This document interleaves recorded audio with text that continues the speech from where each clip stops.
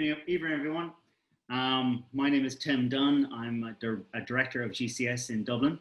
I'm one of the founding members, I suppose, of GCS Connect, which is a platform for interesting topics, discussions on the tech scene, and obviously, this is a particularly interesting topic which we're looking forward to discussing with everyone. Okay, so 5G, what is it? A topic that's been widely discussed lately. How do we feel about 5G? Is it a breakthrough technology that will revolutionize our world? Or in a bid to advance technology, are we risking our health? Okay, so, we have got a fantastic group of panelists lined up, and each of them will kind of be directed their specialism and their profession within their area of expertise for questions which we've been absolutely inundated by questions, and I'm dying to figure out the final amount of attendees by the end. But like I said, my name is Tim. I'll be the host for this evening, and yeah, let's kind of get stuck straight into it. Okay, so I'm going to introduce each panelist by name, and then I'll let the panelist start and give a brief description on themselves. Okay, so we have Ivan starting us off. Ivan, do you want to introduce yourself? Hello, everyone. My name is Atanasovski, and I am an independent consultant working as a 4G 5G optimization, radio optimization consultant for the Tree UK. Currently, my experience is in the past 10 years, especially dedicated in the telecommunications sector, in the mobile industries, specifically for the integration and swap of the base station, starting from 3G, 4G, and now in the last 2 years, mostly dedicated to the 5G. My experience also based on the trainings and 5G demos and testings. So what is currently doing is 3UK is expanding the 5G network. So we are up to around 500 base stations, and we are keeping the close monitoring of the performance and optimization, which is ongoing through. Paul, maybe you can introduce yourself from Canada, I believe. Yes, my name is Tahir. I'm a toxicologist and specialist of the health effects of electromagnetic fields. I was like you once. I was trained as a physicist, and then I worked for a power company in their research arm. And eventually I was hired as a consultant by companies like Nortel and Siemens in relation to their electromagnetic problems.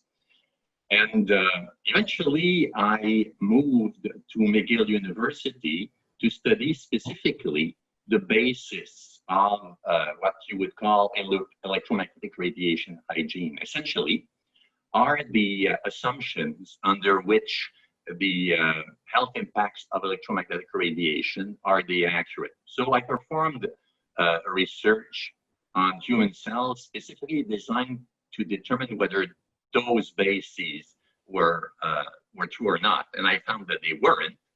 And as a result, since then I have been involved in this controversy surrounding the health effects of electromagnetic radiation, specifically in relation to the fact that should we attenuate and diminish electromagnetic environment, or should we increase it with 5G? So this is the question for today, isn't it? Okay. Good stuff. Thank you, Paul. Thank you. And we have Peter. Would you like to introduce yourself, Peter? Hi, good afternoon, good morning, and good evening, depending on where you are. My name is Peter Kerner-Ford. I've been around for 30 years in the telecoms infrastructure world. So that encompasses 2G, 3G, 4G, 5G. It covers fiber, it covers towers, it covers spectrum, radio spectrum, spectrum auctions. I am a board advisor, non-exec director of 2 or 3 tech co's. A good friend of mine classed me as a business technologist. In other words, I understand the technology, but at the same time, I spend a lot of my time in the commercial world in terms of building networks, building infrastructure, or helping organizations make decisions on how best they should actually build infrastructure. From a 5G perspective, I've been involved since 2014. the early days of the technology in terms of the thoughts of the what the network should do, putting aside the radio, forgetting the radio, but actually the core of the network, the challenges in terms of industry and the types of services it felt and still feels that it needs to be able to deliver to actually give us all a greater experience, but also more importantly, to address the needs of the vertical sectors. So verticals being utilities, energy companies, public safety, finance, the fintech sector, and so on. So more than happy to discuss. More than happy to discuss. Okay. Thank you very much. Thank you very much, Peter. Good stuff. And Wahaj, would you like to introduce yourself, sir? Hi. Good morning, good evening, and good afternoon to everyone on the panel and in the audience. My name is Wahaj Tahir. I'm the director for wireless service engineering at GCI Alaska.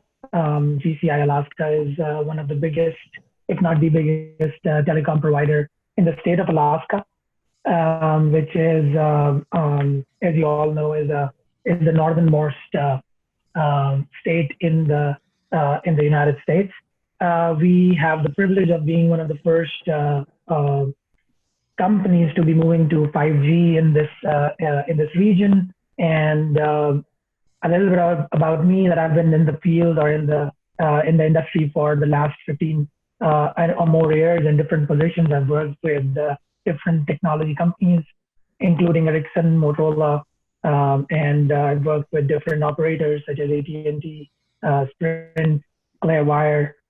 And I had the pleasure of actually working on most of the radio access technologies, including right from GSM to CDMA, video, WiMAX, Wi-Fi, UMTS, LTE, and now 5G. So I've seen the technology and the industry grow in front of me, how people use it, how people are using it now. And now I have the privilege of providing connectivity and being part of something big where we bring in high speed and high connectivity to different remote regions of Alaska using wireless technology. And I'm more than happy and more than excited basically to be here and share my views and share my experience with the panel and with you, everyone here, and definitely share the practices that are prevalent in the industry to make sure that everything is done as correctly as possible or follows all the standards as possible.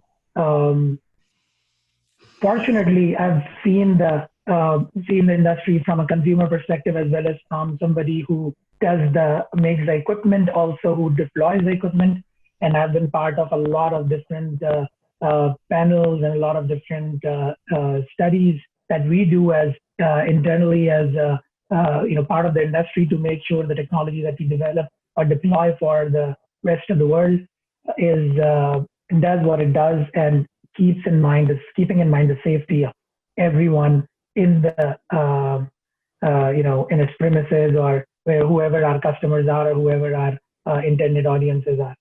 So I'm really happy that I was invited. Thank you to the GCS Connect for inviting me to this, and I look forward to a really interesting and really good conversation. It's a learning experience for me as well.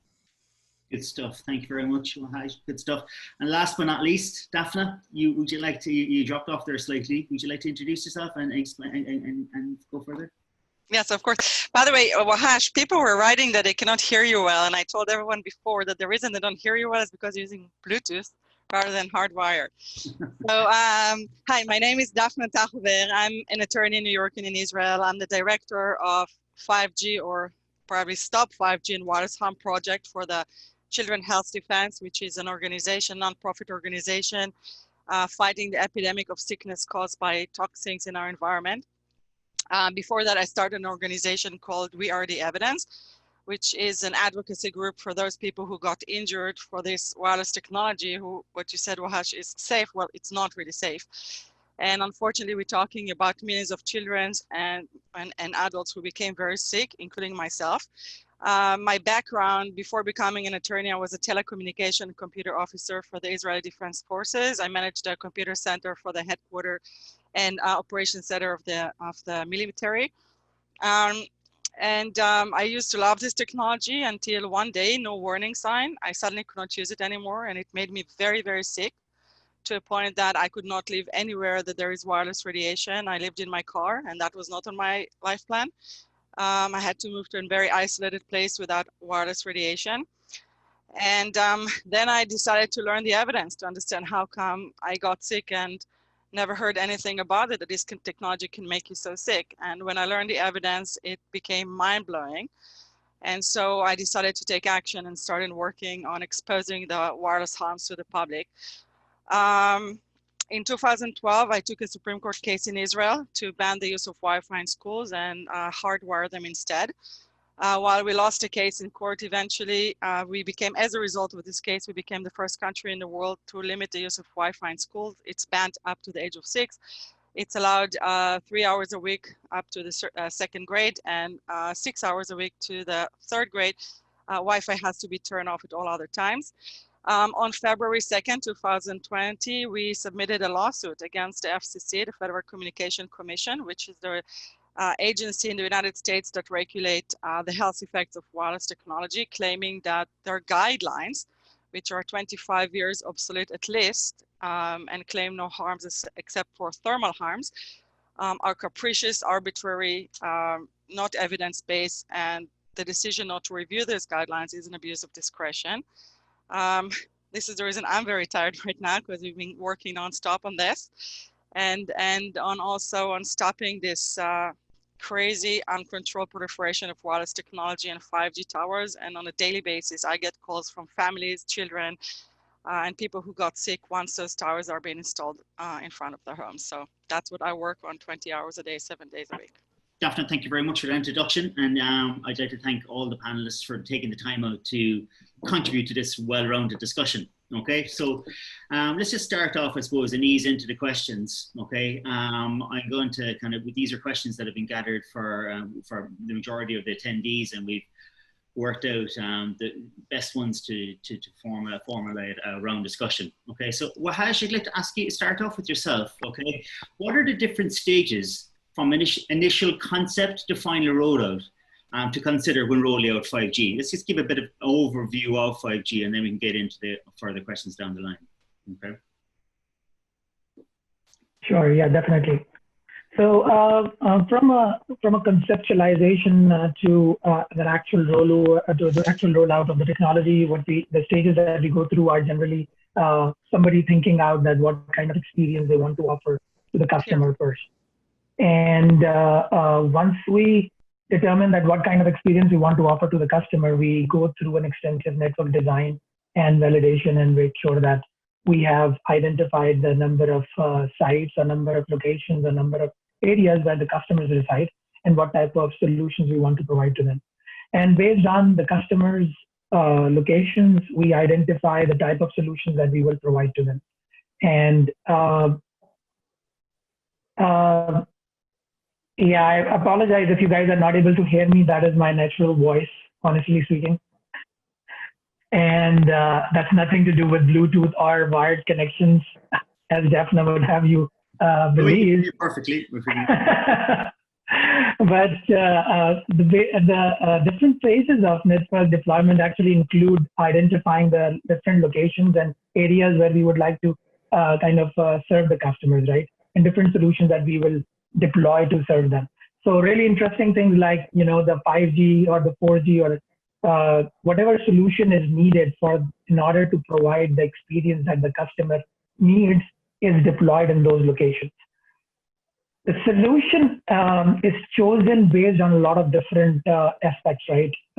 Primary aspect is what type of experience you want to provide to the customer, but also on what type of spectrum is available for the customer or for the actual operator, whatever spectrum they have available. So if they have spectrum available, they would choose a solution that could be more apt to deploy that spectrum and provide that solution.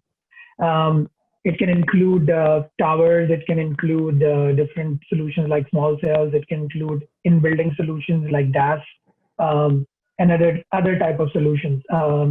And once we have identified, okay, what type of solution has to be deployed, we go through an extensive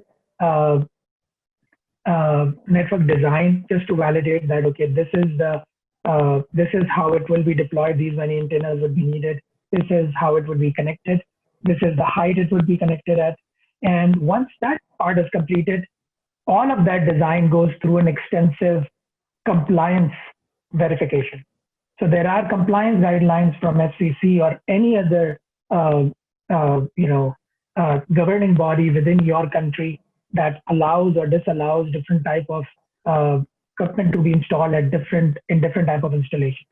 So there are different aspects to it, to connecting antennas or to installing antennas or to transmitting at specific power. There are analyses that are done just to verify that the design of the wireless network does not transmit more power than is absolutely required. There are verifications done on, downlink, which is basically the power that the towers or the wireless equipment spits out or sends to us, and also the phones basically, and to make sure that we identify that the links are balanced, but how much minimum power would be needed to do that, so that the phones are not actually transmitting at maximum power all the time, or even most of the time, or any time basically. And once that extensive work has been completed and compliance work has been completed, the site or the design has been verified that it's compliant with all the regulations, we move ahead, we deploy the network, we test it out, we verify it, we do extensive drive testing, we do walk testing to verify how much signals are we getting, what kind of experience are we getting. And there's a comparison with the drive testing and walk testing that we do with basically the original design, just to make sure that we have covered, or we have actually delivered what we were supposed to deliver in terms of user experience. And once that is on air for customer usage and the customers are actually using the service as intended, we keep on monitoring it, we keep on verifying the network and seeing that if it is operating as designed, if it is basically still within compliance, within all the limitations that are set. We verify all the signal levels that are coming in, and we verify all the signal levels that the site can actually do. So there's an extensive amount of work that goes in, which if you want to know the timelines around it, which takes not days, not weeks, not months, sometimes it takes years. Like we actually have sites in work that have been in work for years because they're just going through compliance related checks and verifications on them. And for one reason or the other, they might not meet a compliance check, so they have not been turned on yet. So contrary to popular belief, we just don't go in and put a site and turn it up outside your window. We actually go in and we verify that it is compliant to all the regulations and all the limitations that FCC or any other governing body sets outside. And obviously that equipment has gone through a significant amount of testing before it turns up in the network. Okay, all right, thank you for that. Ivan, do you have any follow-up to that comment? You're on mute there, Ivan.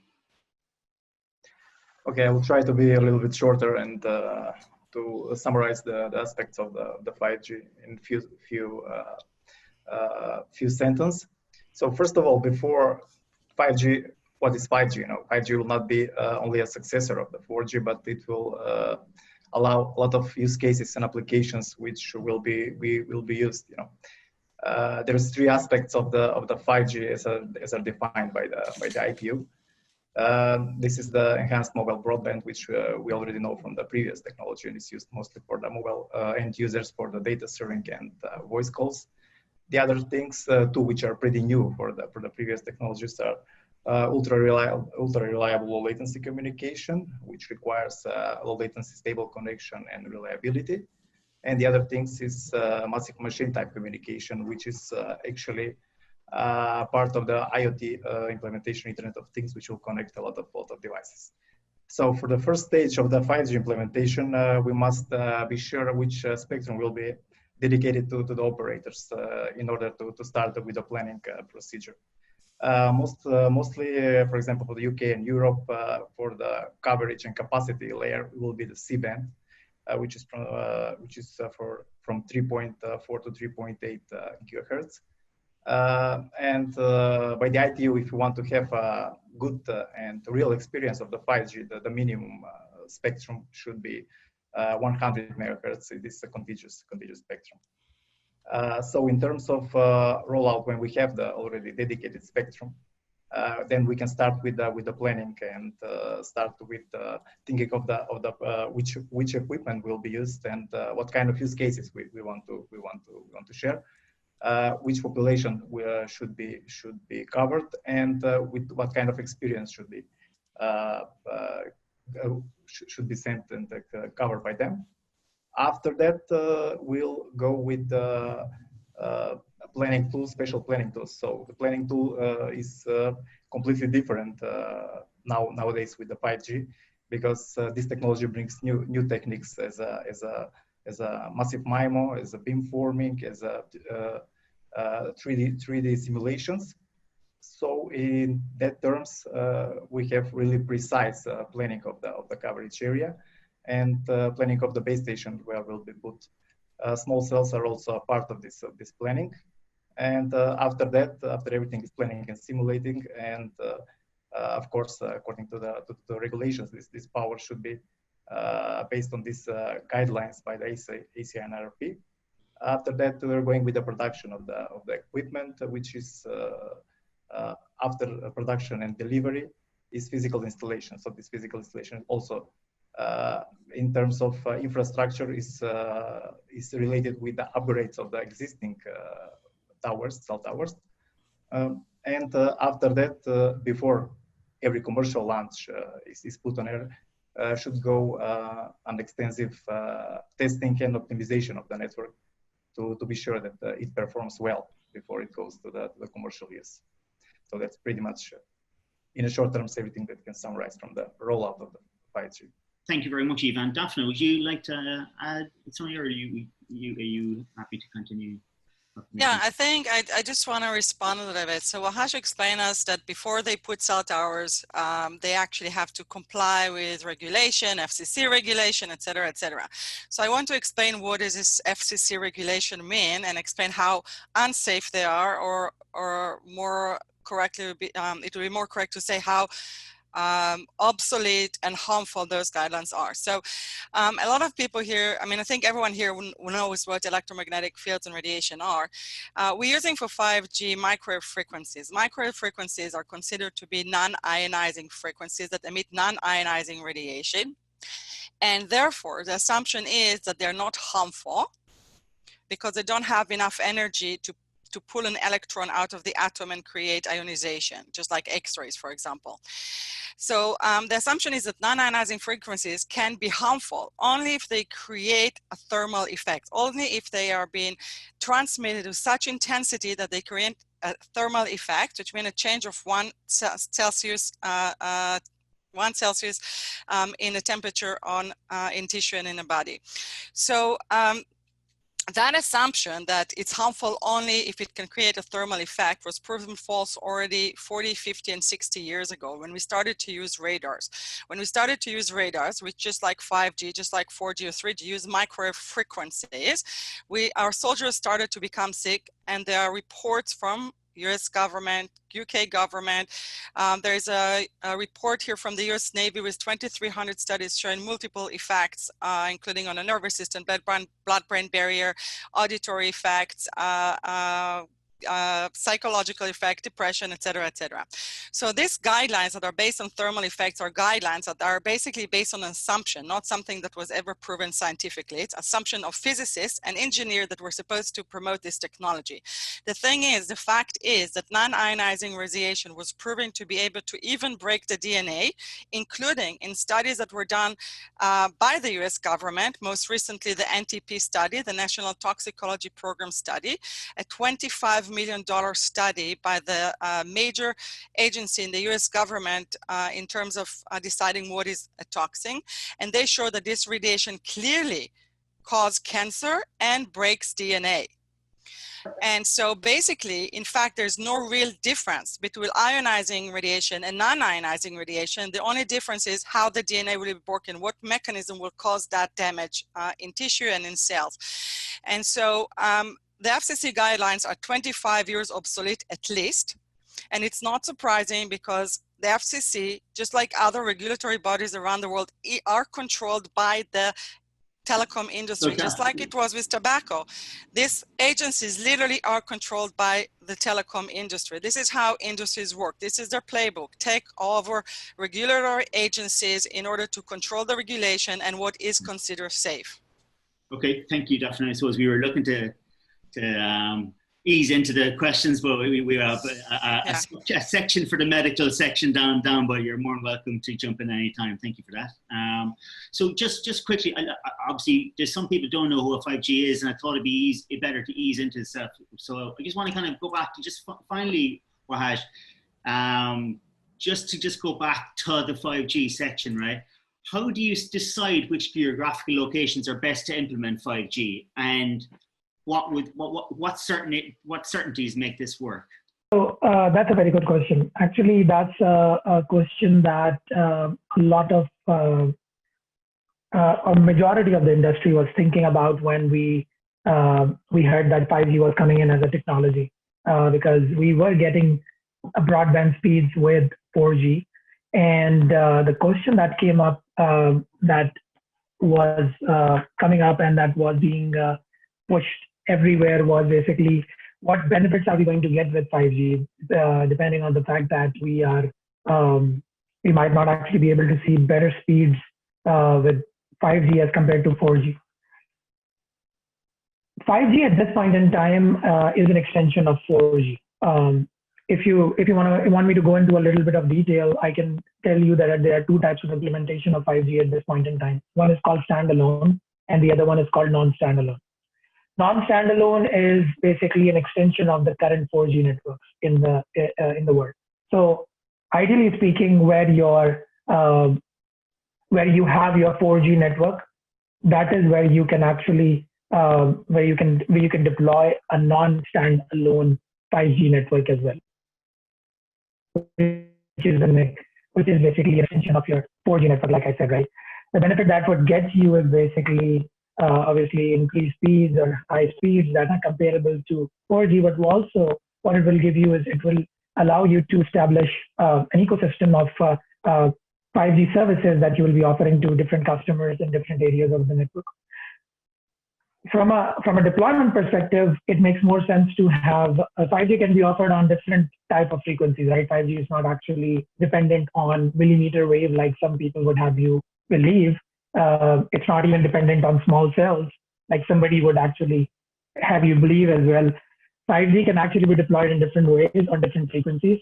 So with standalone, you can actually deploy 5G on lower bands like 600, 600 and 700, and you can actually deploy it in rural areas to cover population that has not had access to broadband internet, and that can become their main source of broadband internet and view to the world actually as well.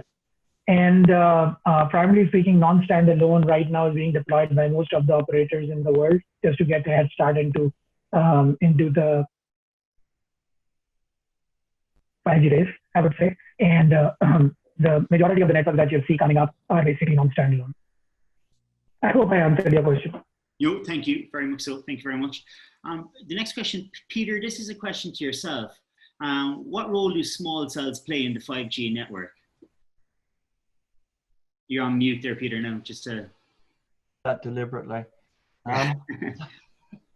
So in terms of 5G and small cells, it's early days at this point in time. There are specific plans across different operators to use small cells, to use other coverage methods. So if you look at, let's take the US, I guess, because that's part of the focus here. So if you look at T-Mobile is deploying 5G at 600 megahertz today. Yeah, so it's down in the old TV spectrum, and that is their prime focus. The reason they're doing that is it's efficient. Yeah? They use less towers, so they can get longer range, they can get better connectivity. Your phone will still work when you're inside an elevator, for instance, and the rest of it. Verizon and AT&T have a different approach. Verizon and AT&T have a huge investment in 4G at 700, 800, and so on. So they didn't want to break into that. They didn't want to go down to the 600. Why? Because they already have that reach and coverage with 4G. Yep. So they can use 5G non-standalone to do different things. So Verizon and AT&T are deploying smaller cells at 28 gigahertz now to deliver 5G. They're also doing it at 39 gigahertz as well. And these are small cells. They're very low power. The high frequencies mean that if you try to use high power, they would not work. Full stop. And the reason being is one small cell would interfere with the next small cell, and the radio system would just fall over. So you have to decrease the power. The range is a lot less. Now you need to be within 100 to 200 meters of a small cell to make that work. So if you look at what small cells are happening within 5G, then AT&T and Verizon are the two that are focusing on that. And they're doing that market by market across the US. If you look at 4G, AT&T has, 50,000, 60,000 small cells, which are 4G, and they're all indoors. They're inside all of those big enterprise buildings that you and I go visit at times. So all the large corporations will have 4G networks indoors, and a lot of that is provided by small cells. So that's there today. So going forwards, will 5G need the forecasted hundreds of thousands of small cells? And I think that's the big question. And at this point in time, the market research guys have been going for 7, 8 years saying small cells is on an upward curve like that. Well, at the moment, small cells are down on a little curve like that. Why? Because we are not consuming enough bandwidth, you know? And when I mean enough bandwidth, I mean people who are sitting on their phone for days on end streaming video. Now, so there are people out there today that will do 300 gigabyte a month on their phone, but they have to be sitting there hours a day doing that to make that work. So at this point in time, we're down at the 6 to 9 gigabyte a month. We don't need the small cells. We don't need that growth path. So it's still way out in the future. And if you look at the manufacturers, all those people who bet on small cells, quite a few of them gone by the way, and there's a different approach going on. Okay, thank you very much, Peter. Thank you very much. And Daphne, I'd like to direct the next question at yourself. Are there any concerns with are there any concerns associated with small cells? Well, there are concerns associated with all of the wireless technology, but I think that unlike what Peter said, the small cells are actually a much worse scenario for most people than those bigger cell towers.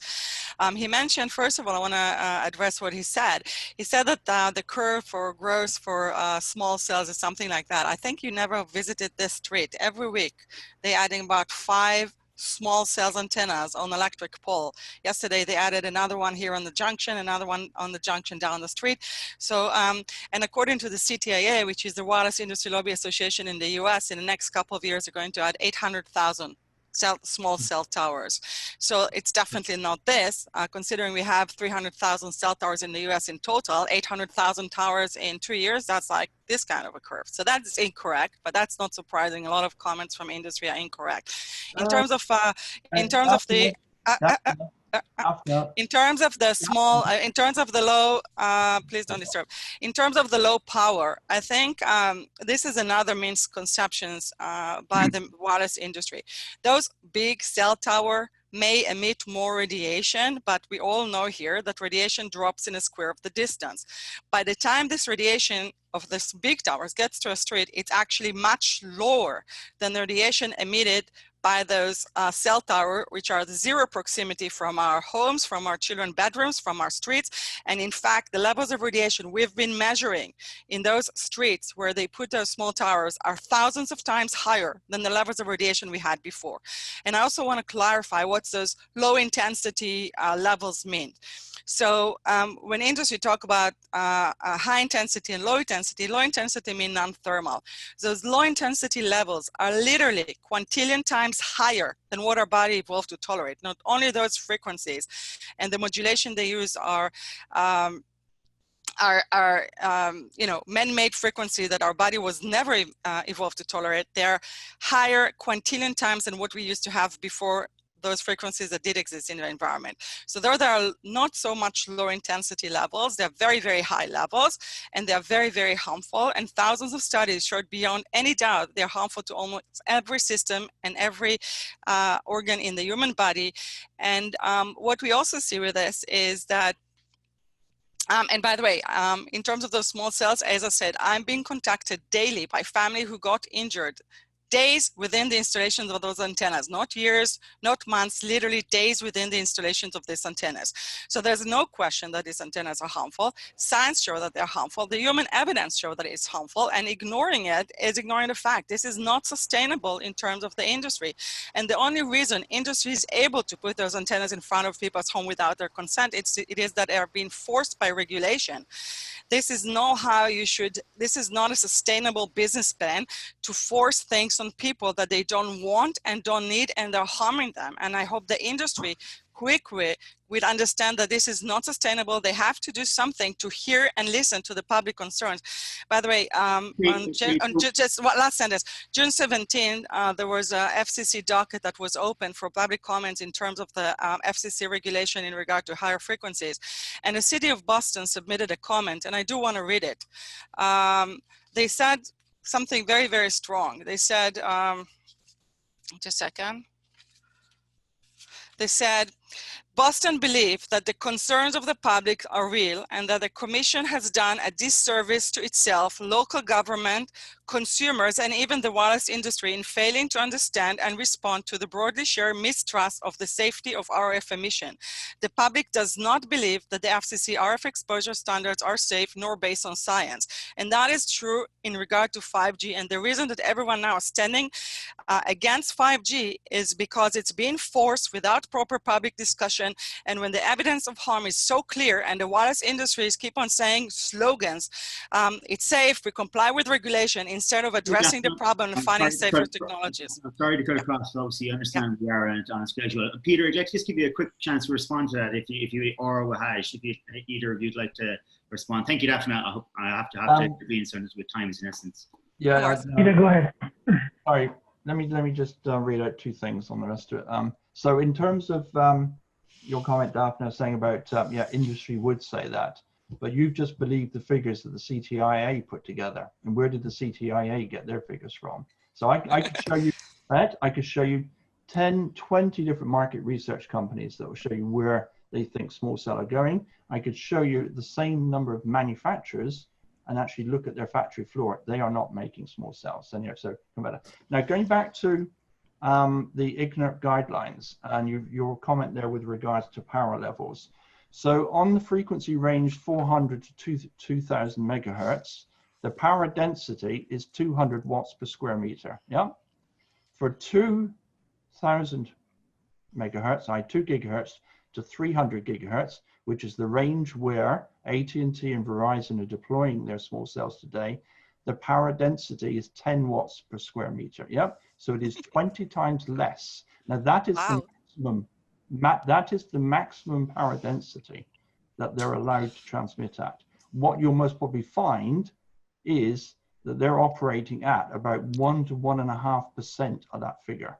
No, because that's what the FCC. No, I'm not saying that it's not true. I'm saying that the levels that affect, it's not about, the FCC guidelines are clearly irrelevant. They're based on thermal level. And in fact, the science shows that the effects are happening, as I said, levels which are million, billion, and trillions lower than those levels you are quoting. And I can tell you, I can detect things in levels which are probably 0.0002 milliwatt per square meter. So, and that is also what the those studies show. So those numbers are irrelevant to biological effects. Sorry to intervene here again. Obviously, we can, if you want to provide the studies, we can awfully post them on this talk afterwards and so forth for anyone who's concerned and wants to read them. That's no problem. Wahaj, did you want to finally add something to that? Because I'm just concerned about time. And apologies. Yeah, I just had one question. What did Daphne mean by man-made frequencies? I can explain. So you have frequencies that are natural frequencies, that are frequencies that we evolved to tolerate, like sound frequencies that we need. Like there's, for example, the Schumann frequency, 7.83 frequency created by lightnings. Man-made frequency, it means frequency that are not naturally created in environment, and people are creating it for wireless technology. 2.45 gigahertz is not a frequency that is existing out there. It's a frequency that we're manufacturing by transmitting 2.45 billion times a second. That is a frequency. So it doesn't exist. We're creating it. What would you, like, I guess I didn't really understand that part, that how would you create a frequency? Because frequency is, like, how are you saying generating, you mean? You generate, yes, you generate a okay. frequency. Okay, So yeah, it's not a naturally is, existing frequency, yes. Oh, so you think basically that since it's not naturally existing, it is affecting our bodies in a way that is not natural, basically. Correct. So we have numerous studies by, numerous studies showing that different frequencies have different effects, and that is part of our problem with the technology, and that's what we hope that the wireless industry will start do the right thing. Different frequencies have different biological effects, and the industry should test which frequencies have less biological effects before they go ahead with this technology. And the numerous studies, I mean, you can go to the Bio Initiative report, which have 3,800 studies on the effects of extremely low frequencies and extremely high frequencies of microwave and radio frequencies. And both are relevant, as you know, because you use a low frequency for the modulation of this technology, and you can see different effects from different frequencies. So it's time the wireless industry will test the frequency before using them and see which one has the least biological effects. So one thing I can add in there is basically that we do actually verify each and every frequency when we turn it on. Again, sorry, can you respect? I didn't. Sorry, again. Yeah, we do actually test out each and every frequency before we turn it up for service, right? Specifically, again, around the limitations that the standardization organizations actually set. And one more thing I'm going to mention after this, but the interesting part is basically that the amount of RF that you actually receive that we measure, right, on the phone, and you mentioned this as well, that from the towers, basically, that the amount of power that you actually get on your phones, right? It's pretty low as compared to basically, you said that thing. I'm just going to quote you on this, right? That you said at one point in time that the power that you're receiving from the cell phone towers is pretty low. But the point is basically that we do test per frequency, and we verify that every single frequency is satisfying the actual link budget criteria, and also which means basically that the minimum signal that is needed to receive that information or to get that message across is the signal level that actually we get on the phone, basically. Thank you, Wahaj. Thank you very much, sir. Thank you for your response. Paul, would you like to finalize this topic for yourself? I'd like to get your opinion. One thing that you have to understand is that the reason why a conflict between industry and other parties is almost inevitable is because really this is a technical problem. You're trying to transport data. People apparently like to have data connections, and you like to have an interconnected world. The problem is, how do we achieve this in a way that does not harm anyone? And of course, we all want to achieve this. What happened over time is that from an engineering point of view, you can imagine telecommunication systems based on wireless that can be very, very effective in transporting data. But of course, wireless is a limited resource, a little bit like oil. In other words, you're not going to be able to increase wireless transmission unlimitedly. Optical fiber, by opposition, can increase that without limit. And so all of this is not about convictions and religions. It's about achieving something practical that protects individuals. And what I was a witness to is that for the industry people that I would say invaded the committees that I was part of, it was an irresistible draw to establish standards that were very, very high in order to expand the market. This is entirely natural, but they were not interested in going very, very far when it came to unearthing how this actually worked. And so we have this problem that industry had products, had plans, and industry is like a train going downhill at full speed because there is competition. Everybody wants to be the first out there. So all of these factors have created a situation in which industry very, very actively tried to retain only one item, heat, as a possibly damaging mechanism. And in fact, unfortunately, it is extremely untrue, and science, as it develops, sees it as increasingly untrue. So given the fact that we need more data, I think that the elegant solution is to really re-emphasize cable and fiber over wireless. I believe that this might not happen because industry has too much at stake in IoT. They believe that we're going to fill the world with radiation, and unfortunately, this is all based on the assumption that radiation does not impair people. But ultimately, your customers will not want to be bathed in radiation. So we have to be more creative. You have to be more creative you're going to deploy this. Thank you. Thank you both. We will get back to the medical concerns in a second as well, and I can assure you that will happen, Daphne. So you can wait ready. There's no problem. I just want to direct the next question at Peter. It's more around the advancement of the technology and what that looks like, and comparatively, I suppose, what are the users really lacking with 4G, and how might 5G fill those needs and wants? If you want to start off, Peter, with that question. Okay, right. I've just seen where you are on that one. So let's just do a quick bit of history. So we had 2G.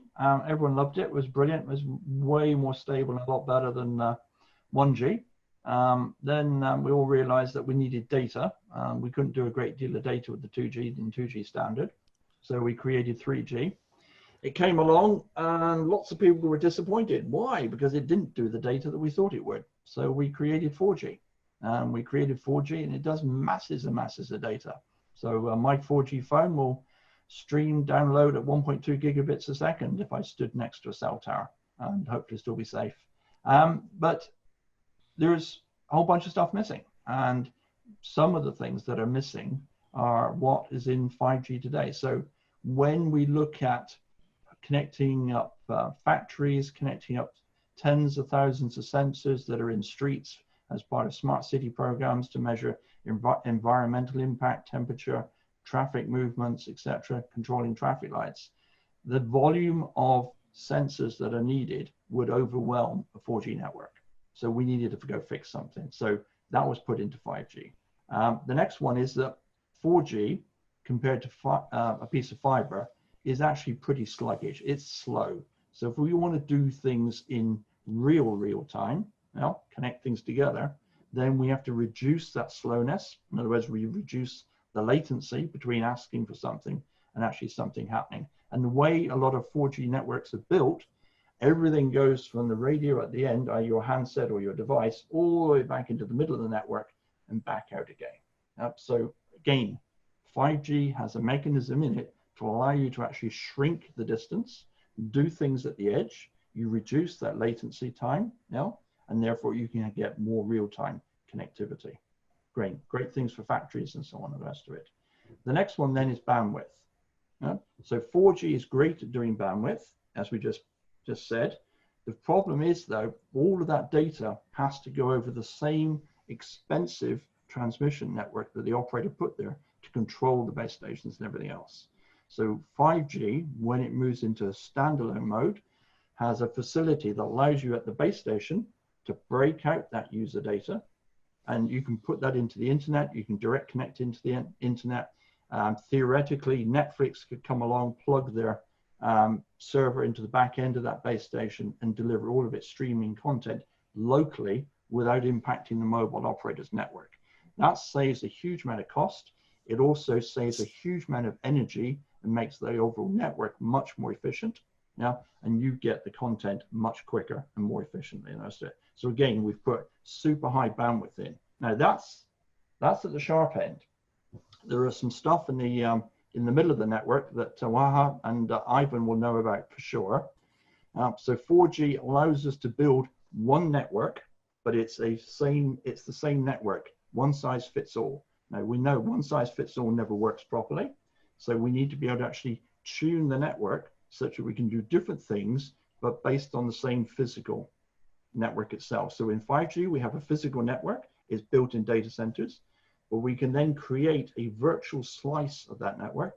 And we can say that's a great slice for doing connected vehicles. That's a great slice for actually communicating with robots on the factory floor. And not only can we do that, we can put service level agreements against it such that industry can say, great, I can now have a mobile operator that can deliver me a service that helps me better do what I need to do as my business and my company. So again, we've put that into the network. The final bit is when you're on a 4G network and a 3G and a 2G network, there is a one-on-one relationship between your handset and the cell tower that you're next to. When you move to a 5G standalone network, you have a one-on-one relationship between your handset and the network core itself, right? Not the cell tower, but the core of the network. So depending on what you do with your handset or your device, you will ask for resources. So I want to stream gigabit video 1 minute. Next minute, I need a really fast, low latency connection because I need to hook something up, The network figures that out. Now, if you are stood next to or in the in a vicinity of, say, half a dozen cell towers or small cells, the network would actually figure which of those towers and small cells can deliver what you need at that point in time for whatever you're doing.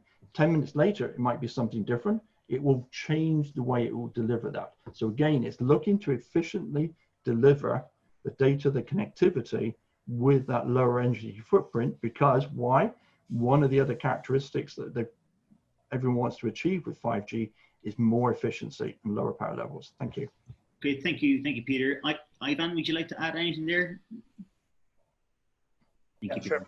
So yeah, I would like to add several things. Actually, we are missing with the previous technology, for example, the latest one, 4G, is that we have limited spectrum. We are seeing as a technical and perspective point of view, we see a limitation and congestion in this network. They cannot deliver all the services with the proper quality of service, which is ensured to be delivered for the end users. Which is one of the things which is related to the EMBB, who is going to answer this thing and to put more capacity. How? Because it will use a variety of frequencies, starting from the low range frequency, which is below 1 gigahertz. This will be a coverage layer and very beneficial for the IoT things, which will be connected and will send the signals to the base station up to the network. After that, we most commonly will use the mid-range frequencies, which is the C-band, which actually has a variety to be defined and to be exposed. And this also has other frequency, which are coming with the millimeter waves. This is the high range frequency. This is the high band frequencies. And here we have come to the solution that we have a very big capacity to be exposed. So here we will have, for example, one 800 megahertz and up to 1 gigahertz, which is actually capacity, very big capacity, and can be utilized for a variety of services which require this capacity. In terms of the fiber, which Dr. Paul mentioned, yeah, fiber is doing a great job. I mean, the data centers are connected with the fibers up to 100 of gigabits per second, and latency is really, really low. But in terms of the mobility, this is where the users are lacking. You know, the mobility is not, how to say, cannot be afforded with the fiber. You know, you need to be stick to one location. For example, if you're driving a car, and how will you find the signal to navigate to your home? Let's say for a simple example, you know. So this mobility is essential for the nowadays usage, and cannot say that, okay, we will stick to the fiber and we'll solve the solution. If we want to think that way, that wireless should be excluded, we should come back to the standards, and you know, we should disable every wireless technology which is used nowadays, and it's a big variety. So I believe that this is not a proper solution and cannot answer a lot of questions and demands from the users. But anyway, I believe maybe we should revise the standards and the health effects, which actually, from my experience, I didn't find any person. Also from the workers who are going on daily work, exposed to the location of the base stations and changing, I didn't find any person related to some health risk effects. Okay, I have to answer that. If you say he has no person, I have to answer that, guys. Okay. Yeah. So, next question was going to be directed at you, Daphne. So if you'd like me to move to that question to follow process. So how does 5G differ from the 4, 3, 2, 1 in concerns of the health and environment? Please. Perfect question. Damn, thank, because it was likely I wanted to ask I wanted you to ask us, okay, so how those old technologies are different in terms of health effects. So, you know, when you describe different technologies, essentially for some of them we use different frequencies, but for the main changes, I think it's also a matter of modulations, and people who are engineers here understand the issue of modulations. And for example, studies show that the more complex the modulation are, the more bio effects we have. There's a study, again, if we go back to the NTP study, to the National Toxicology Program, that study that was done by by our government, they tested GSM and CDMA, and they showed that actually for the CDMA, there were more adverse effects than for the GSM. The more complex the modulation is, likely the more effects. And actually numerous studies show that it is actually the modulation of the frequency that is causing, or at least aggravating, the bio effects. I want to show you a couple, for example, images, and you can see what it means. Can I upload something? So share screen. Sure. Yeah. Let me see. And obviously, Paul, I'd like to bring you into this kind of question as well, obviously, to explain what factors are in the 5G that are really concerns for high and low risk. Yeah, so if we look at those studies, for example. What evidence is there to... Just a second. What evidence is there to support these claims? Yeah, that's what I'm trying to show. So, okay. I will actually respond first to what Ivan said about not knowing about anyone from the industry who got sick. Okay, this is an article that was published in Popular Science about a unit in Ericsson, and I think that Wahaj works with Ericsson. They are promoting their 5G technology in Alaska, and this is a unit. 18 out of 20 people who work for that unit in for Ericsson got sick with the same condition I have, which is microwave sickness, which you get various neurological symptoms from its radiation, tingling in the hand, pain in the head, cognitive problem, memory problem, heart palpitation, and various other neurological effects. Actually, Ericsson at the time admitted the harm. They put them all in shielded environment.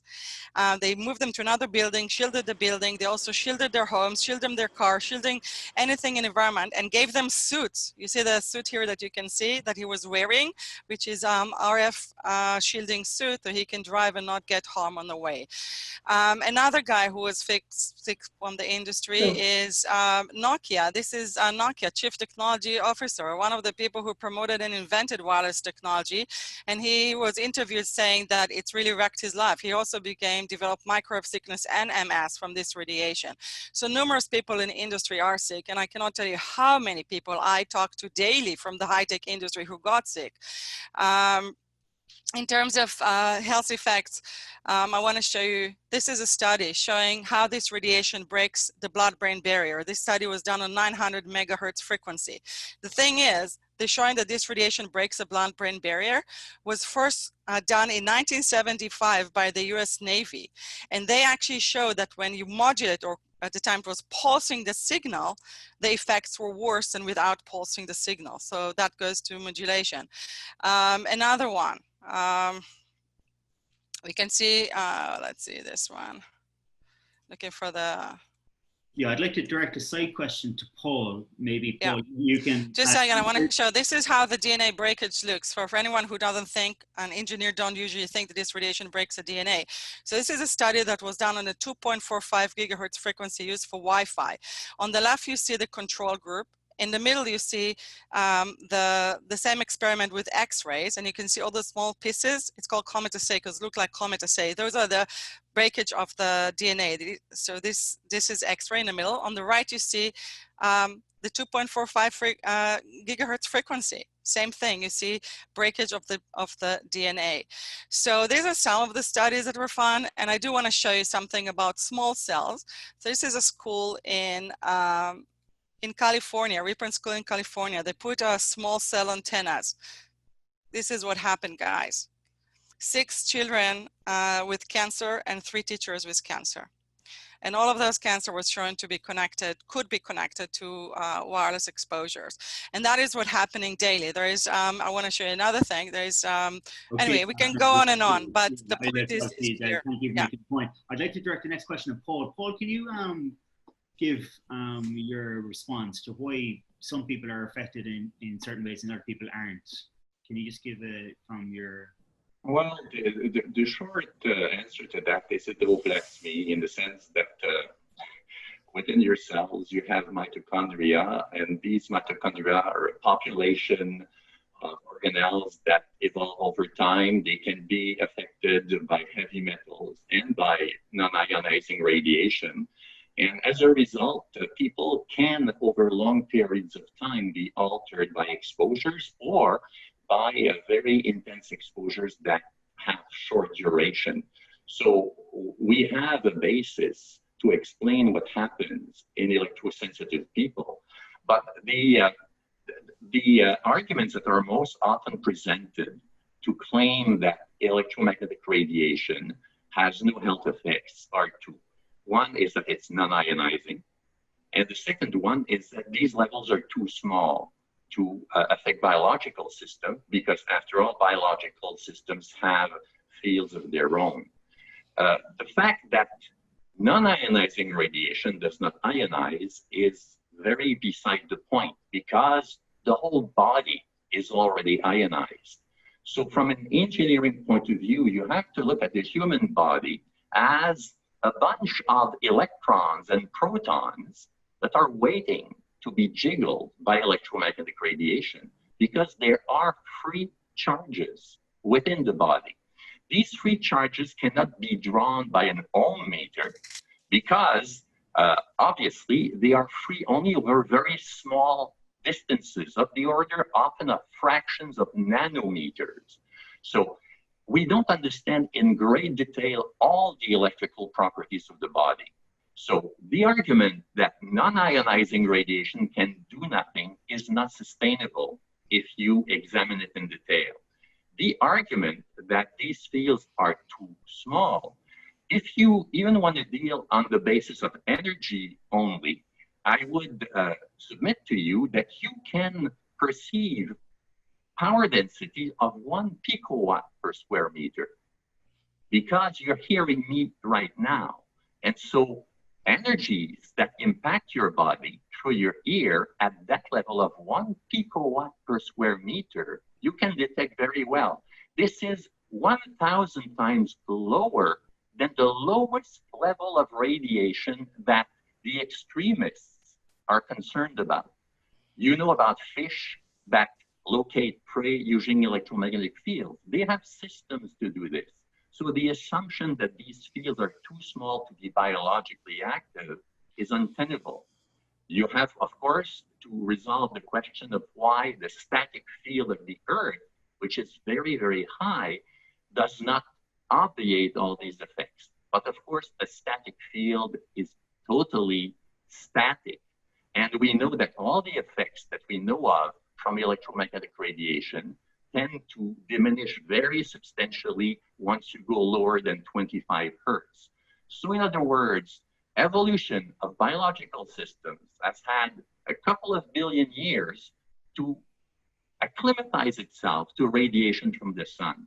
But suddenly you radiate new levels of radiation that biological systems have never seen.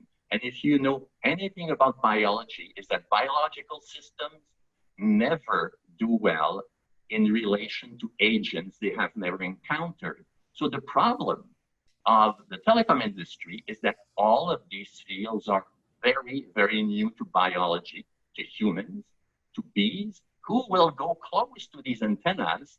And even if it's a short beam, you know, they might be cooked. So you have to look at the overall impact of this stuff and determine, as an engineer, is there a better way of doing this? Thank you. Thank you, Paul. Thank you. And does anyone who hasn't spoken would like to comment on that, on this question? So, I would like to just comment on that, right?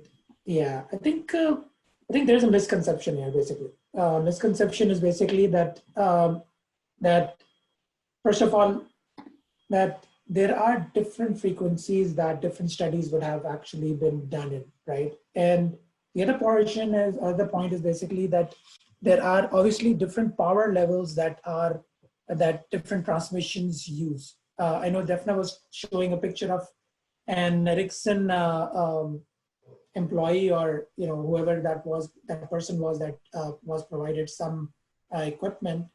But obviously the researchers who work on the system, researchers in a lab environment, in a controlled environment, and they are working on these systems, there are different types of systems as well, right? There are high power, microwave systems that are point to point, that have nothing to do with how we actually get, user mobile signals, right?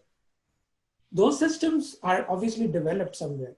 There are people who work on those systems, right? And they are working in a controlled environment. They do exercise full caution and when they are developing those systems.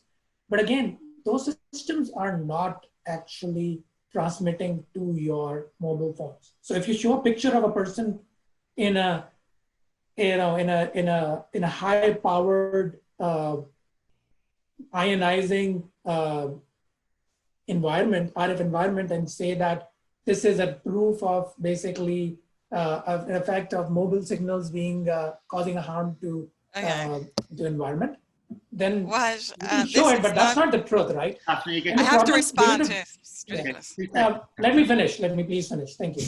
The other portion of this is basically that I don't think that there is a very good understanding of how much signal level does a mobile phone actually get, right? If you go, you can actually go, you're laughing, but you can go actually and see in an engineering mode on your phone that how much signal level does your phone actually get. It can actually tell you how much signal level is your phone actually measure it, and I measure it all the time. Yeah, you're using a Geiger meter to measure a non-ionizing meter, which is not actually accurate. That is non-ionizing. That's a Geiger up meter. To 8, oh, no, that's an RF meter up to 8 gigahertz frequency. So yeah. You can probably look in your phone as well how much signal level you're actually getting. Oh, you don't have a phone. Maybe that's one of the reasons. But you can probably look at a phone from somebody else and you can actually see how much power level are they getting. We're actually getting neg 105 dBm of power level. And you can go on internet and search for how much amount of wattage that converts to. And you can see how much power that you're actually getting that you're talking about. Thank you, Wahaj. Thank you for responding. I do want to respond to that. First of all, those engineers from Ericsson got sick from non-ionizing levels of radio frequency, not from ionizing radiation. They got sick from a cell tower that was installed near. Okay, did you actually read that article? Okay, so Yeah. Okay, that's not, no, you did not. Second, the levels of radiation You can share that measured from, article. I will. Second, in terms of the levels of radiation, I don't know if you know, but there's a lawsuit against iPhone and Samsung that the levels of radiation emitted by their cell phone even exceed the FCC's thermal levels. So those cell phones, when you measure the levels of the radio frequencies coming out of them, they can get easily to 1,000 milliwatt per square meter. I can change to whatever unit you want me to speak in. So they're pretty heavy and high levels. And as I said, some of the phones actually exceed even the thermal levels. Thank you. All right, we'll move on to the next question. Peter, thank you very much, guys. Peter, this is to you. What precautions are taken to adhere to WHO guidelines and regulations? And obviously we can lead this a bit forward to the next question then. So yeah, I think actually I answered that one in the Q&A just now. So in terms of adherence to guidelines and regulations, and putting aside as to whether they're correct or not, yeah, we'll leave that for a separate discussion. Yeah. So in terms of discussion, yeah, sorry.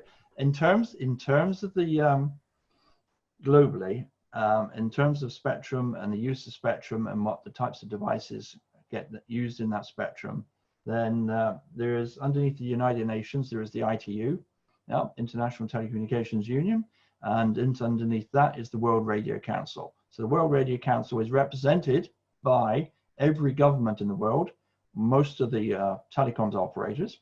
They sit down and they decide what they think is best in terms of the use of the spectrum, and look at all the different uses, and that's everything from let me just do some things from spectrum. So radio frequencies in your microwave, all the way through the door opener for your garage, all the way through the 25 or 26 computers that are used in your average school bus. Yeah, think about those, all the way up through satellites, industrial process, and the rest of it. Once that gets agreed and the uses get updated once every 4 years, the last one was in November 2019, that then becomes guidelines and the instruments that every single administration, government in the world, uses within their own jurisdiction to actually implement. Yeah, there are some slight differences. So in Europe, we have the European Union and the European Commission. So the European Commission actually does that through directives on behalf of all the 27+1 states at the moment. When it gets to your local government, central government, it is then from the central government to actually delegate that responsibility down to your local authority. That will be state or county, depending on where you happen to live, and then it goes down to your city, town, etc. And those are guidelines that are effectively statutory instruments. Yeah, so they are legally obliged to enforce them and apply them. So that means every time a tower gets built, a small cell gets built, etc., then the guidelines are there. The guidelines have to be adhered to, and that's what government does today. Not the industry, that's what government does today. So that's the overarching mechanism.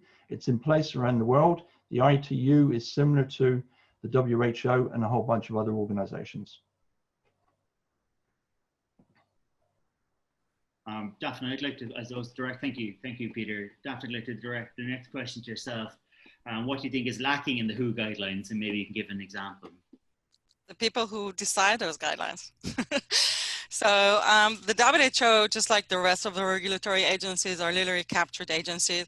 The World Health Organization has two different departments that are associated with regulating radio frequencies. One is IARC, which is basically responsible for classifying cancer, carcinogen, and they already decided in 2011 that that RF radiation in non-thermal level is a 2B carcinogen, possible carcinogen to humans.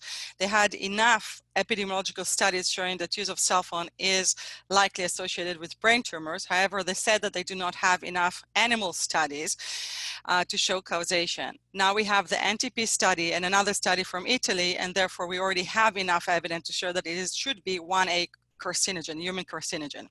The other department in the WHO, it's called the EMF project, which was essentially was initiated by the wireless industry. And just like it was with tobacco, there's huge conflict of interest. The EMF project actually said that they will not decide the guideline by themselves. They said that they will adopt guidelines recommended by ICNIRP. ICNIRP is an industry nonprofit controlled by industry. 2 days ago, there was a huge 98-page report about the conflict of interest in ICNIRP. There's a court decision by Italian appellate court from a couple of months ago, after the court ruled that a person's brain tumor was caused by a cell phone. They also said that studies that were done by ICNIRP scientists should not be regarded because they are biased, because they are industry funded. So ICNIRP is not really an organization we can rely on to decide what is safe and unsafe, because ICNIRP is industry.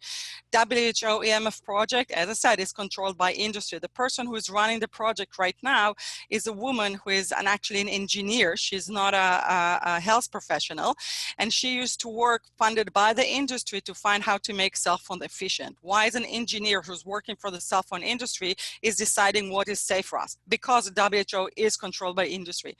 And by the way, the same thing happened with the tobacco industry in WHO. In 2002, there was a report published by the WHO about their failure to warn the public about cigarettes, and they said that it was because a lot of people in the WHO had conflict of interest. And the woman who was responsible for that document is Gro Harlem Brundtland, who was at the time the head of the WHO, and she's a doctor. She was the Prime Minister of Norway, and actually in 2004 she came out saying that she is sick with electrosensitivity from cell phones and wireless. So our regulatory agencies are controlled by the wireless industry, and that is what is lacking. True discussion that includes actual scientists, independent scientists, and developing guidelines that the public can actually trust. Okay, thank you, Daphne, thank you. Just the next question, what kind of precautions would you like to see in the current regulations? Paul? Can you talk? Okay, yes. Well, the They regulations are set by certain organizations, and the organizations are quite large. What precautions, if you could influence this, what precautions would you like to implement in? Well, precautions in terms of standards, you know, the way that these things evolve is very, very obvious. You're dealing with electromagnetic radiation, is a very technical subject. You know, measurements above 1 gigahertz are not easy to perform. You need expertise to do that. Most biologists don't have the expertise. So it's not hard to understand why an electrical engineer would be recruited to head these committees. But what happens then is that the influence of public health professionals and biologists is being excluded. And I have seen this repeatedly. Why does this happen? Because industry has very precise goals of deployment. It's normal. They are protecting their product. But in doing so, they have occulted, you know, thrown away a big area of science because it was not to their liking. And one thing that you will have to answer for one day is that because I have some knowledge about your industry, I can reduce, without touching your services, your exposure by a factor of at least 100 in short order. And the question is, why has this not been done? And the answer to this is that you have developed a culture within your industry that says that there is only one variable that is significant that creates a very high standard. So this is a very complex situation. Daphne always tells me, why can't you design a modulation that is less damaging to people? I can do it. I can do that, but then I have to demonstrate and sell to industry that this will work. And this is a much bigger project than what you imagine, because you have to demonstrate that for all diseases and all conditions, this new modulation would work. So I think that industry has to be given a deal that they can understand and look for. And I think that the only simple solution is to tell industry, you have to reduce the radiation levels by whatever means you have now. And in the future, if we can find more sophisticated methods, we can use them too. But what worries us about 5G is that because of the oxygen, because of the humidity, because of the antenna aperture, you have to increase level. This is not acceptable to humans and to other living systems, unfortunately. I wish it worked. Okay, thank you, Paul. Peter, do you want to finally add a comment to that? And I also have the question next for you as well, Peter. Sure. Yeah, just Paul, just on that. Yeah, I think what you're saying is very valid. Yeah, there are lots of things that have yet to be explored. And if you look at 5G, the challenge that was given to the guys for 5G was to create a waveform that was more efficient, could actually work across the wide spectrum where we want from 600 all the way up through 90 gigahertz. Yeah, that's what they wanted a waveform to be able to do. They wanted it to be as efficient as possible, given the technology that was going to be available. That there wasn't a requirement as for instance, what you were saying. So, for instance, if I took a, and I'm not a clinician or a doctor or a surgeon or anything else like that, but if I took a late 90s heart monitoring machine out of a hospital, stick it in a room, if I put a 2G phone next to it and a 5G phone, yeah, when I put the 5G phone next to it, it will still continue to work. When I put the 2G phone next to it, it will be interfered with by the waveform from the 2G phone. Yeah, that pulsing that happens with 2G. Yeah, and that's very specific. So in that instance, is it a good example? No, but it's just an example of the requirements that were placed on the designers at the time, yeah, and the technology they had available to them. Yeah, so coming back to this thing about 5G, 4G, the waveforms, everyone here on the call today should be just as concerned about electromagnetic radiation, full stop. Yeah. So, for instance, I had years back, I had a Volvo V70 estate car. Yeah. If you were to take that car from, say, 15 years ago, take that car from 15 years ago, put it into an EMI lab today, it would fail. The amount of electromagnetic radiation inside that car exceeds today's limits. Now, that is a piece of old technology. So the automotive industries had to move forwards and bring those power levels down. So yeah, there are various challenges out there that we need to look at.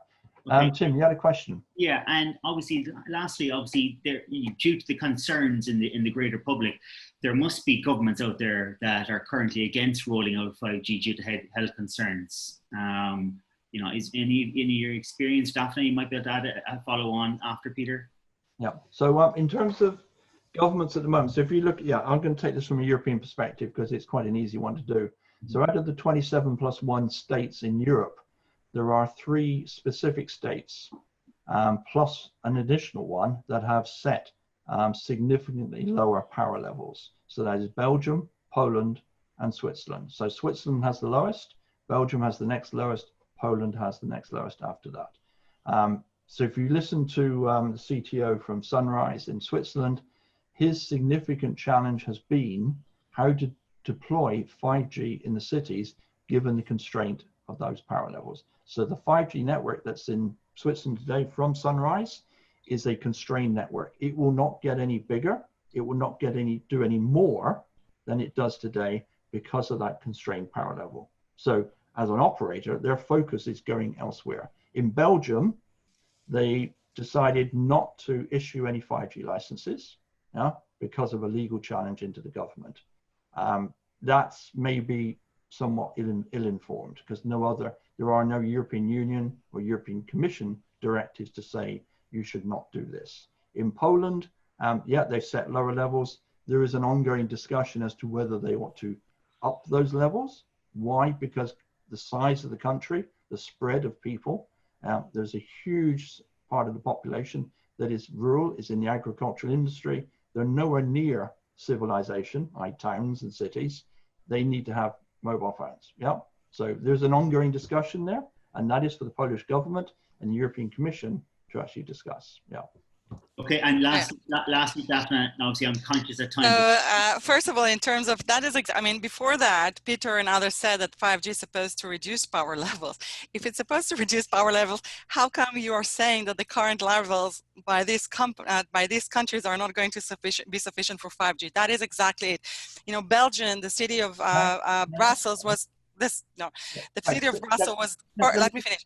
Now let me just answer that one. The first city in Brussels, the first city that held 5G deployment was Brussels, and the reason. Maybe just let her talk first, and you can follow up with a comment after. Okay, fine. Thank you. The first city that halted 5G deployment in Europe was Brussels. And the reason they did it was because the health minister there said, hey, it makes no sense. Why are you telling us that 5G actually going to reduce power levels while at the same time you're now lobbying to increase the allowed power levels? Something here doesn't match. And we also know it for actual measurement that it's increasing the wireless, the RF levels. And we know that right now in the US, for example, there's lobbying to actually allow even higher levels of radiation for those exact reasons. So that's clear lie, and you just got caught in it. In terms of there's 500 cities in Italy that basically pass a resolution to halt the deployment of 5G.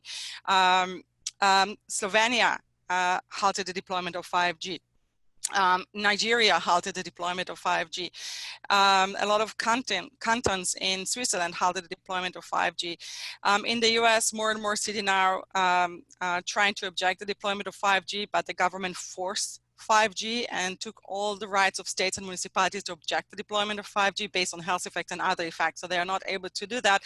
And there was one city called Eastern Connecticut that passed a resolution asking the telecom industry to cease and desist from deploying 5G infrastructure in their city. We don't know what will happen with that and how they're going to enforce it. There are numerous lawsuits that are being submitted around the world. So far, we had one that failed, and that is in Holland. But it failed, really, it's not about, it's not because the industry or the government proved that, 5G is safe. It's because the court says, it's not up to the court to decide whether 5G is safe or not. And that's why they had to reject the lawsuit.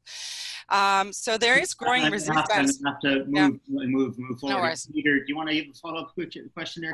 Yeah, I want to cover things right at the very beginning there. Now, Belgium was not the first city to actually roll out. Brussels. No, it wasn't actually. So that's okay. It's not a fact. I mean, we can point you to the right answer for that one. It really is, but it's okay. So in terms of the power levels, you need to go back up to the European Commission. So the European Commission set at the time the requirement on all of the 28 administrations that they will deliver 5G in at least one city by the end of this year. That is a legal requirement. If they don't do that, they get fined. Now, given COVID, the EC has now said that they won't hold countries to that requirement anymore, but I bet you they want them to do it next year. So there's not always industry. There is governments that are sitting there. European Commission's got 300 odd MEPs behind it, who represent the public. Those MEPs are the ones that should be lobbied, and those MEPs should go to the European Commission to get things changed. Right, with the money. The industry has a lot of money to lobby, and you're paying them to do what you want, while the people cannot lobby. I think we both have got more to share on this topic, and please do it through the necessary vessel. Look, this goes to Wahaj's question, right? Wahaj, have you tried to, when your implementation in Alaska, have you tried to alleviate common concerns about health and safety environment in Alaska? Has there been much pushback to the public, for the public? So fortunately, the public in Alaska has realized or has seen the benefits that we actually get from the change or the improvement in technology, right? We are actually doing a revamp of our 4G as well as deploying 5G with it. And that is helping us provide better network conditions or better user experience to the end consumers. And obviously they are very appreciative of that. So the user experience that our customers are getting is basically enhanced by a significant amount. They are now able to do really high bandwidths, which everybody appreciates when obviously they are working from home and they are reaping benefits of actually being able to work from home. through using our enhanced network. So I would say that the users have been really receptive, and if there are any Alaska GCI customers on this, I really wanted to thank you and say, we really appreciate and we would really want to provide you better user experiences. We will continue to provide you better user experiences and with our other deployments. And I think the response has been pretty excellent till now. Come on, Yeah. guys. Okay. Be responsive for the people. But I know that there is a lot of skepticism from the anti-5G crowd, but I think the one thing to actually read upon if you are listening to this webcast or this meeting, right, to educate yourself basically is that what is the actual difference between modulation 5G and 4G, and on the air and the radiation that Daphne and other folks are actually talking about, what is the actual difference between a 4G and 5G signal? Like, for example, how does it actually travel in the air?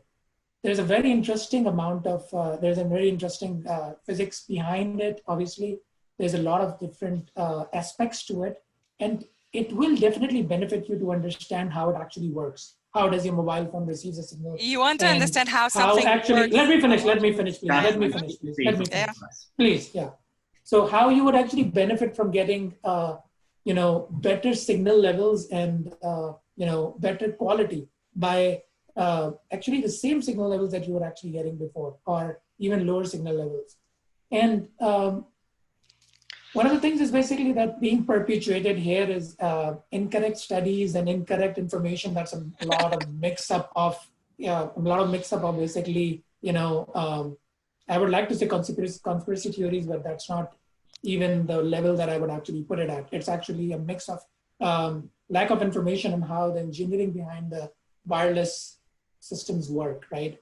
And I would say that it would benefit you to actually learn or to actually read up on more on that front, because in the aspect of how 5G is being deployed all over the world right now with non-standalone, it's not very much different from 4G, but it is letting you experience higher throughputs and better experience, and it's helping you enjoy all the services that you did with your wide connection. Come on. So lastly, I know there's under pressure for time. Some panelists have to go. Yes, please. So I think it's best to finally each panel member to add, if you wanted something to take away from this discussion regarding 5G, what would that be? Okay, Peter. In terms of the discussion and having answered and put a lot of answers into the Q&A session, there is a very valid concern. Yeah. In other words, if you want to escape from radiation, then it's a challenge in today's world. Yeah, that is a very valid concern. So for instance, if you build yourself a timber frame house with Celatec insulation, double back foil on it, you wrap the whole house in Protect 2000 membrane, which is a breathable membrane. These are standard industry construction techniques today. Go inside that house, fire up your cell phone, it won't work. You're going to be protected. So there are ways of hiding from this, but it's not the only thing. If you take a car, you can get on a motorbike, even if you get on an electric bike, it generates radiation. What would be a common middle ground? Sorry? What would be a common middle ground? Common middle ground. Common middle ground would be most probably 2 or 3 of the administrations. The European Commission's already said it needs to do this, actually taking some time out to do the studies. But I think possibly Paul might agree with me. These studies are not short term. They have to be long term, 10-year, 20-year studies. And that is the challenge at the moment.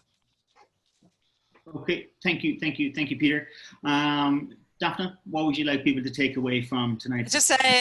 I just say, first of all, I mean, the amount of misinformation provided by Wahaj, I just don't even where to start, and I'm not going to start, but I think that if I'll ask Wahaj what's VGCC mechanism or what oxidative stress, he would not know. In terms of Peter, I agree. We need a timeout. We cannot continue and proliferate this technology and put antennas in front of children's bedrooms before we decide what's going on with this technology and have a distant, an honest discussion with scientists from both sides. I agree. Right now, guidelines are based on short-term exposures. They are tested for 30 minutes exposure to thermal levels, which are absolutely have nothing to do with the actual exposure of people. In terms of long-term study, that is exactly what the NTP study did.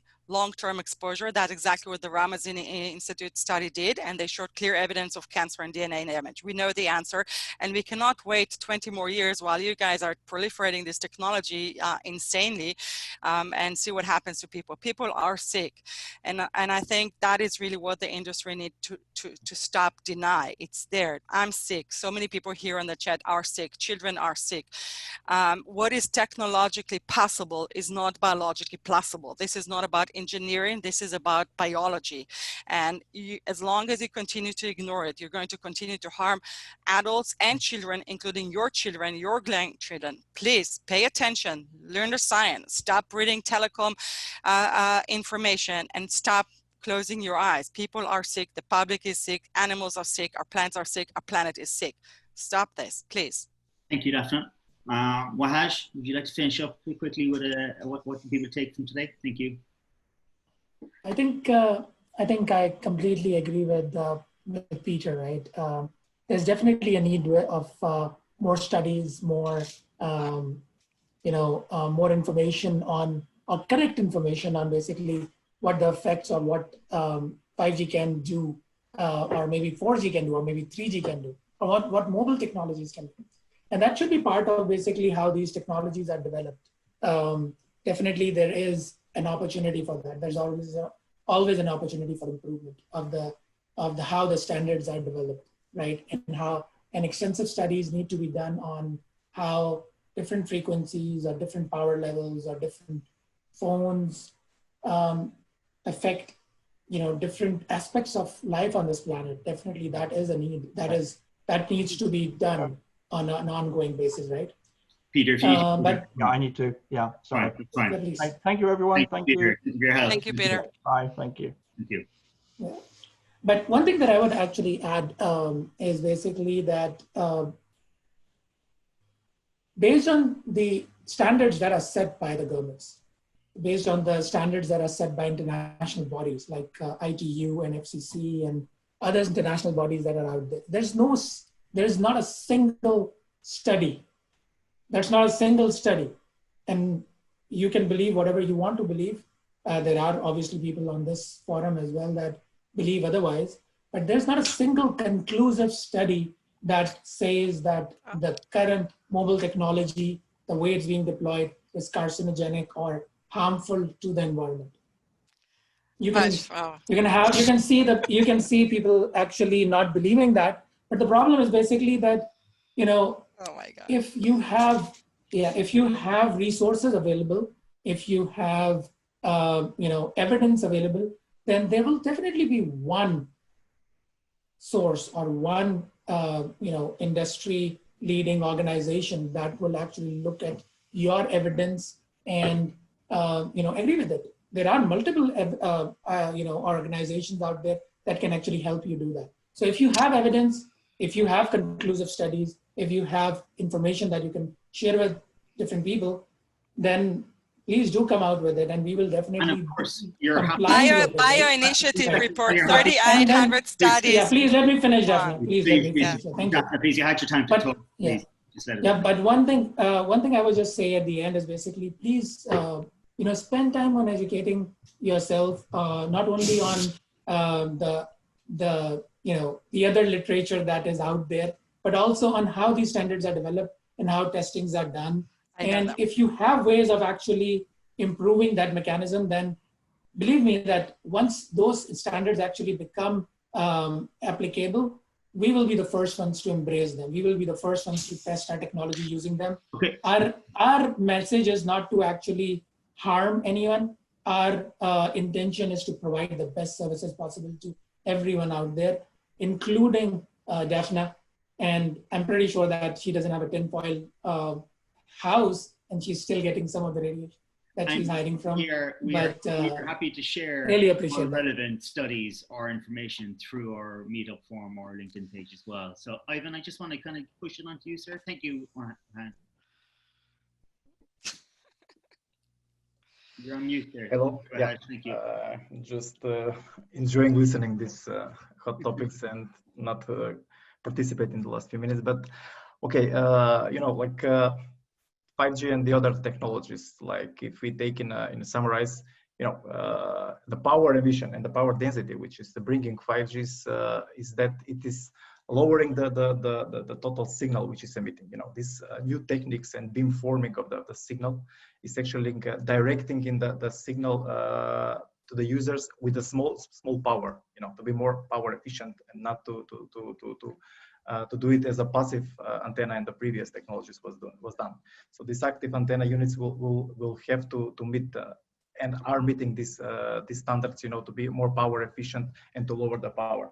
I want to share just the Ofcom is the Office of Communication. This is the UK regulatory, and they were measuring the signals in the UK. Last report was in 17th of April. You know, in the dense urban on 22 cities.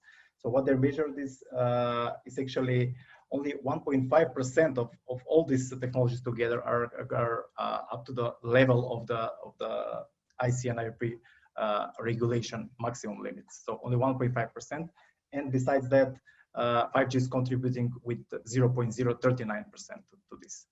I mean, in the next few years, we will see this older technologies will disappear in short time period. But yes, I agree that if we need to revise into these standards, we should go back. If we have any concern of the health effect, which I'm not don't believe, but okay, if there is any, let's revise them and let's go back to the standards. Try to how to say, to go over them and to make a new techniques possible. What I believe is that without this technology, we cannot prosper. We cannot evolve in the future. You know, we cannot go back to the Stone Age and say, okay, we don't need wireless at all, and let's keep to the wire technology. This is not the solution. Yeah, thank you. Thank you very much, Ivan. Thank you, sir. And lastly, Paul. Well, I'd like to say that you guys are very, very brave, because this is not something that most people would endeavor to discuss openly. And I thank you for being there, because it is a difficult discussion. Of course, I don't agree with Wahaj in that there is no evidence. In fact, you know, this year we have had 2 major studies that came out that were very expensive studies, but those are just the recent ones.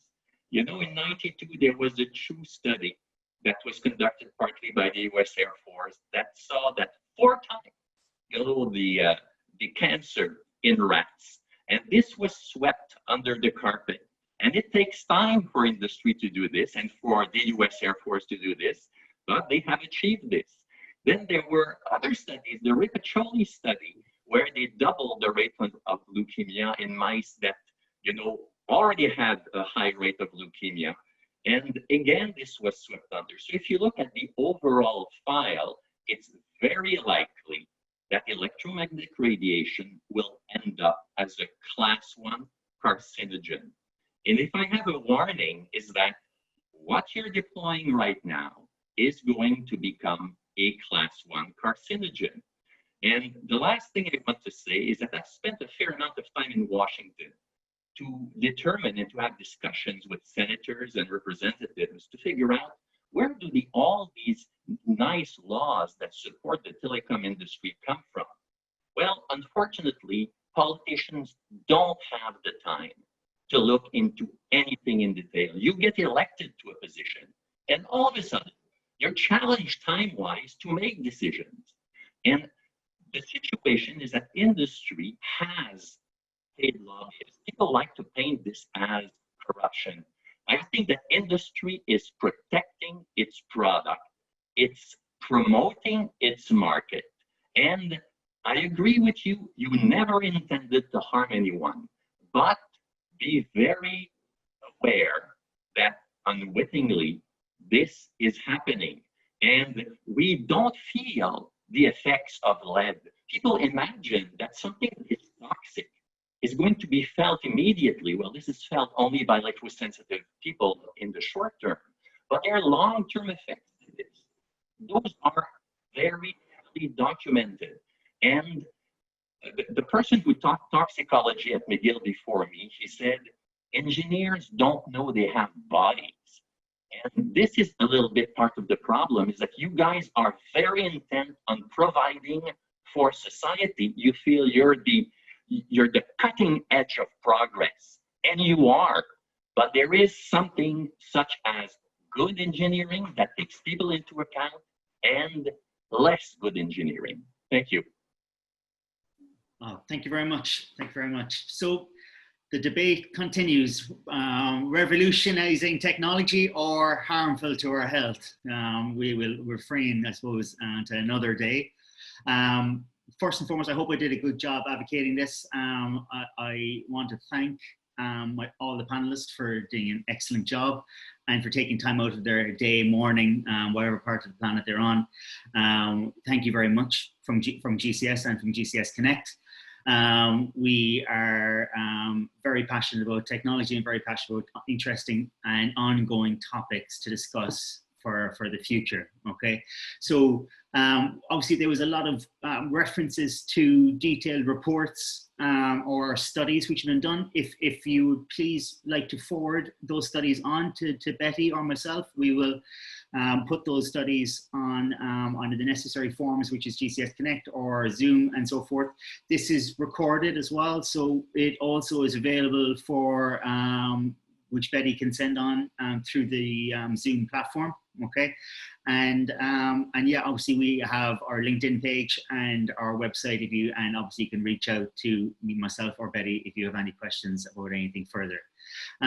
First and foremost, thank you very much. Okay, have a lovely evening. Okay, and stay safe and take care. Okay. Thank you, Tim. You're welcome. Take care. Bye bye. Thanks, all.